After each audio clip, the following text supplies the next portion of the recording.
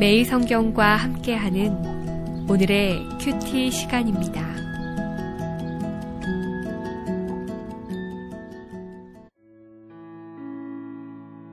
(4월 17일) 오늘의 말씀은 고린도후서 11장 1절에서 15절까지의 말씀입니다.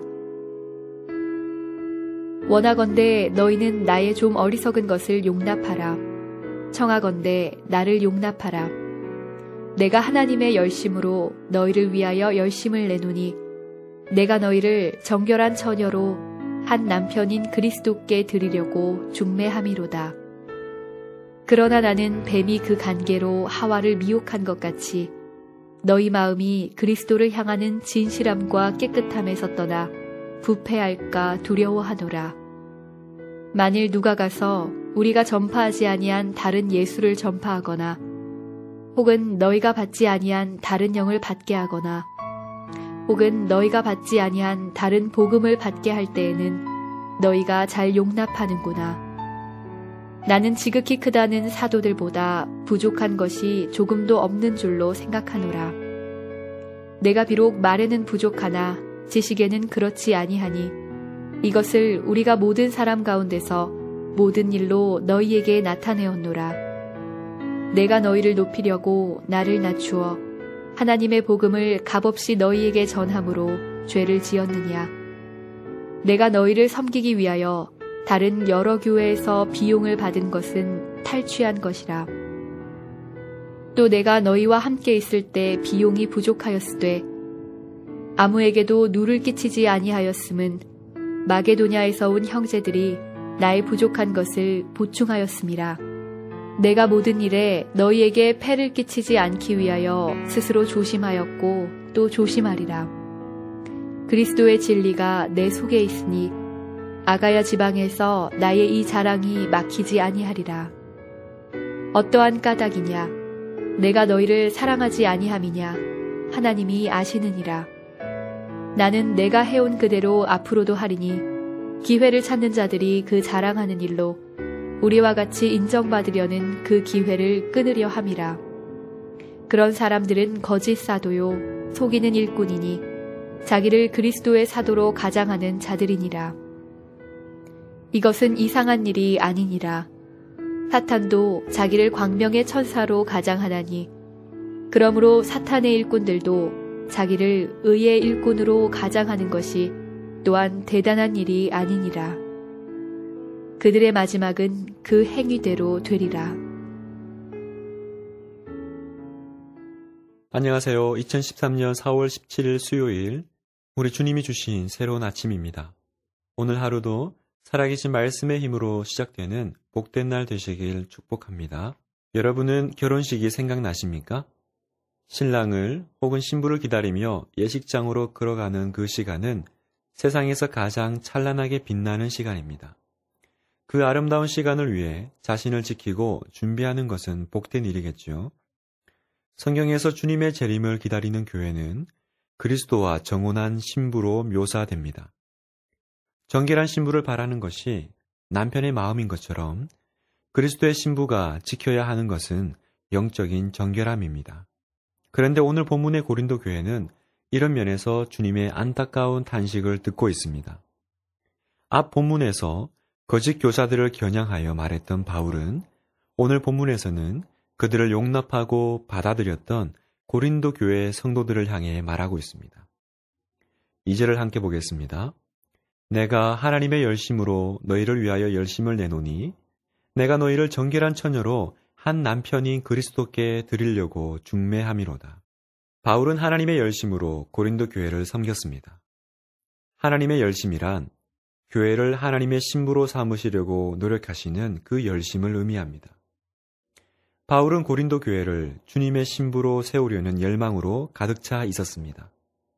그래서 바울은 사역자로서 당연히 요구할 수 있는 생계의 책임 부분도 혹시 복음을 전하는 일에 장애물이 될까봐 포기하고 고린도 교회에서 사역할 땐 천막을 만들면서 자비량으로 선교하였습니다. 그가 부족한 부분들은 대신 마게도냐 교회에서 후원을 받았죠. 9절에 보세요. 또 내가 너희와 함께 있을 때 비용이 부족하였으되 아무에게도 누를 끼치지 아니하였음은 마게도냐에서 온 형제들이 나의 부족한 것을 보충하였음이라. 내가 모든 일에 너희에게 폐를 끼치지 않기 위하여 스스로 조심하였고 또 조심하리라. 그가 이렇게까지 조심한 이유는 하나입니다. 혹시 자신으로 말미암아 하나님의 영광이 훼손되고 복음이 막히는 일이 생길까봐 염려하였던 것입니다. 바울에게는 자신의 권리와 체면은 중요하지 않았습니다. 단지 세례 요한이 고백한 것처럼 신랑의 친구로서의 기쁨이면 충분했습니다. 요한복음 3장 29절에 신부를 취하는 자는 신랑이나 서서 신랑의 음성을 듣는 친구가 크게 기뻐하나니 나는 이러한 기쁨으로 충만하였노라. 바울에게는 이 기쁨이 있었던 것입니다. 그런데 사단은 이런 바울의 선한 의도를 바울의 사도권을 의심하는 수단으로 이용합니다. 그가 보수를 받지 않은 것은 보수를 받을 만한 자격이 없었기 때문이라고 비판한 것입니다. 나아가 바울의 사도권을 의심하게 하고 그가 전한 복음마저도 의심하게 만들었습니다. 그 결과가 무엇입니까? 4절입니다. 만일 누가 가서 우리가 전파하지 아니한 다른 예수를 전파하거나 혹은 너희가 받지 아니한 다른 영을 받게 하거나 혹은 너희가 받지 아니한 다른 복음을 받게 할 때에는 너희가 잘 용납하는구나. 그리스도의 신부로 진실함과 깨끗함으로 세우려고 했던 일이 오히려 사단의 수단으로 사용되었으니까 바울이 마음이 얼마나 무너졌을까요? 그래서 본문의 변호는 자신을 위한 변호가 아니라 거짓 사도들을 받아들인 고린도 교회 성도들을 책망하는 입장에서 변호하고 있습니다. 7절에 내가 너희를 높이려고 나를 낮추어 하나님의 복음을 값없이 너희에게 전함으로 죄를 지었느냐? 11절 어떠한 까닭이냐?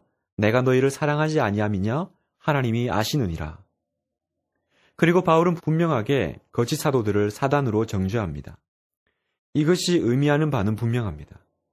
그들의 교리를 계속해서 용납하고 받아들일 경우 그들과 같은 운명이 될 것을 암시하는 것입니다.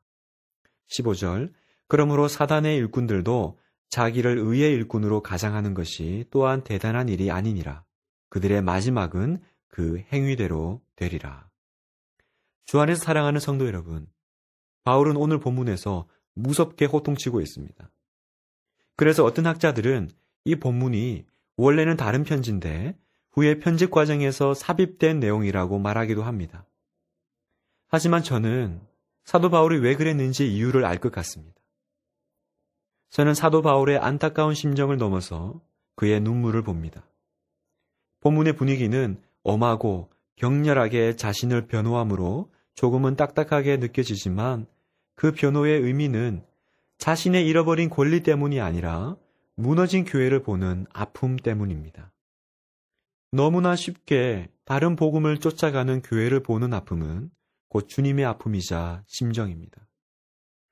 혹시 오늘 나는 주님의 정결한 신부로 준비되는 과정에서 놓치고 있는 것이 있습니까? 내 마음속에 주님이 주신 것 외에 다른 복음, 다른 메시지가 나의 마음을 흔들고 있지는 않습니까? 내 안에 다른 부정한 모든 것을 다 제해버리는 시간 되시길 축복합니다. 오늘 주님이 나의 영혼에 안타까움으로 꾸짖으시는 것은 없는지 점검하시고 회개하는 하루 되시기를 소망합니다. 함께 기도하겠습니다. 살아계신 하나님, 오늘 아침 주님의 정결하고 깨끗한 신부로 단정된 성도 되게 하옵소서.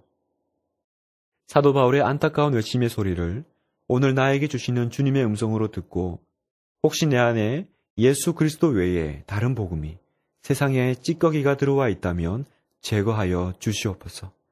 우리 주 예수님의 이름으로 기도합니다. 아멘.